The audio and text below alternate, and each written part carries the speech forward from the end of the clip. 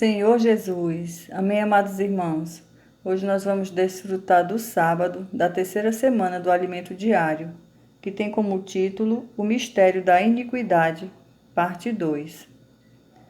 E o ler com oração está em 1 Tessalonicenses, capítulo 2, versículo 12, que diz assim: Exortamos, consolamos e admoestamos, para viverdes por modo digno de Deus, que vos chama para o seu reino e glória. E o título do sábado é: Deus nos chama para seu reino e glória. Quem não acolhe o amor da verdade, acumula para si sérias consequências, conforme lemos. É por este motivo, pois, que Deus lhes manda a operação do erro, para darem crédito à mentira. Essa operação do erro, enviada por Deus, é algo que está dentro dessas pessoas, levando-as a acreditar na mentira. É triste ver que, mesmo na igreja, ainda há irmãos que acreditam em mentiras. Certamente, estas palavras se referem ao tempo de hoje. O Espírito afirma expressamente que nos últimos tempos alguns apostatarão da fé, por obedecerem a espíritos enganadores e a ensinos de demônios, pela hipocrisia dos que falam mentiras e que têm cauterizada a própria consciência. Apostatar da fé é desviar-se da fé, da economia de Deus, da palavra profética e da palavra fundamental. Portanto, querido leitor, cuide bem de sua consciência e não deixe o inimigo cauterizá-la. Cultive uma consciência sensível diante do Senhor. Continuando, a fim de serem julgados todos quantos não deram crédito à verdade. Antes, pelo contrário, deleitaram-se com a injustiça.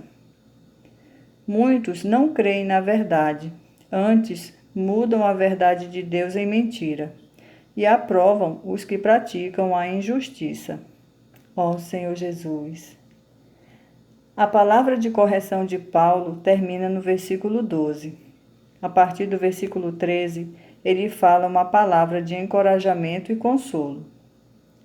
Devemos sempre dar graças a Deus por vós, irmãos amados pelo Senhor, porque Deus vos escolheu desde o princípio para a salvação, pela santificação do Espírito e fé na verdade, para o que também vos chamou, mediante o nosso Evangelho, para alcançardes a glória de nosso Senhor Jesus Cristo.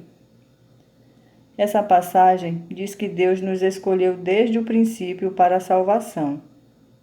Amado leitor, esse encorajamento também é para você. Deus o escolheu antes da fundação do mundo.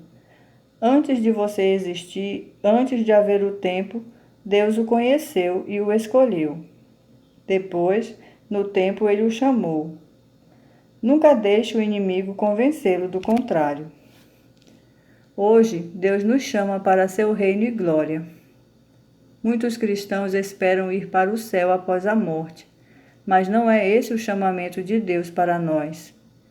O desejo de Deus é nos unir a Ele eternamente. Ele nos chamou à sua eterna glória. O conceito divino não é nos levar para o céu, não é nos levar para lugar algum, mas é nos levar para dentro da pessoa de Deus. Aleluia! A seguir, Paulo fala que a salvação é pela santificação do Espírito e fé na verdade. Primeiramente vem a fé na verdade. Ao ouvirmos a palavra de Deus e crermos nela, essa palavra entra em nós. A palavra ouvida é a fé objetiva, que entra em nosso coração, em nosso espírito, e se torna nossa fé subjetiva. Depois, quando essa fé entra em nós, ocorre uma reação e somos transformados. Essa transformação é chamada de santificação do Espírito. A santificação é resultado de Deus nos encher com sua vida e natureza. No começo, nossa fé subjetiva é pequena, mas, ao receber cada vez mais a palavra de Deus, vai crescendo, enche nosso espírito e transborda para nossa alma, saturando nossa mente, emoção e vontade.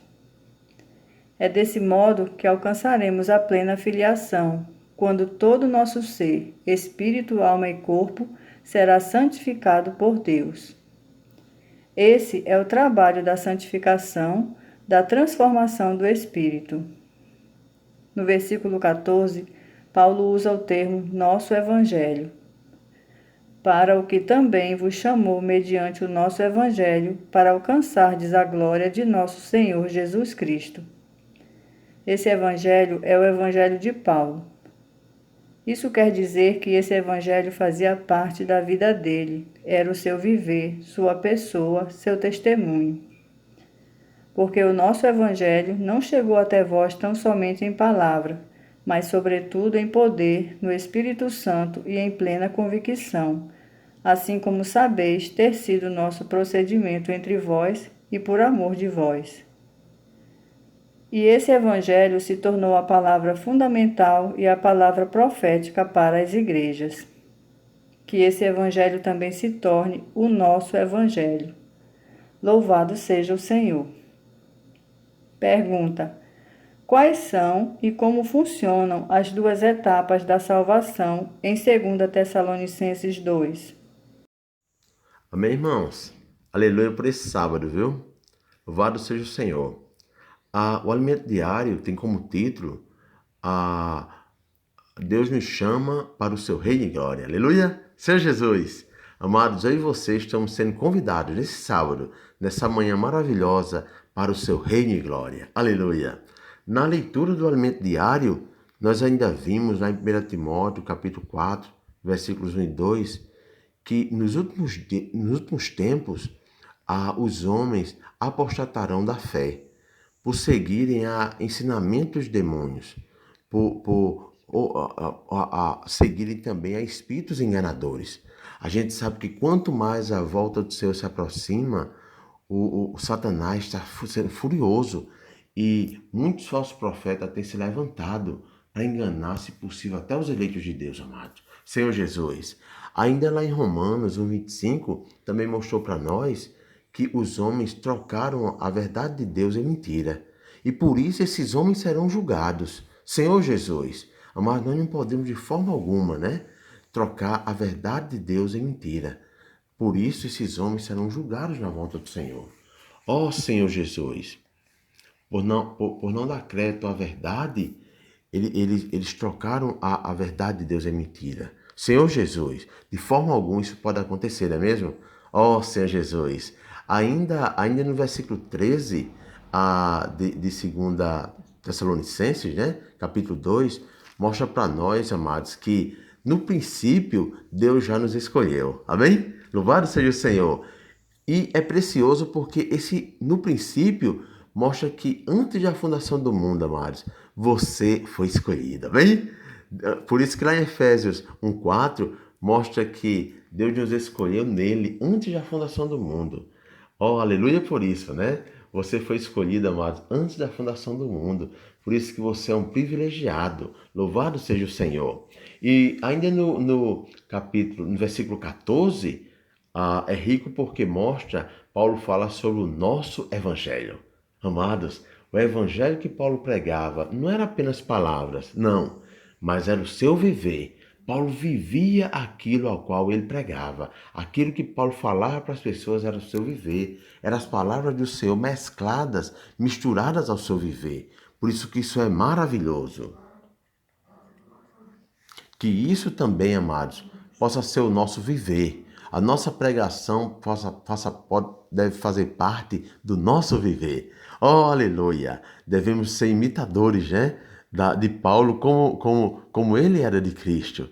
Por isso, amados, que tudo aquilo que falamos, tudo aquilo que pregamos para as pessoas possa ser o nosso viver, o nosso dia a dia. Amém? O nosso evangelho. Por isso que dessa forma nós certamente participaremos do reino e glória do Senhor. Amém? Louvado seja o Senhor por esse sábado, que nesse sábado você possa desfrutar dessa palavra e desfrutar mais e mais da palavra do Senhor. Louvado seja o Senhor. Aleluia, amado.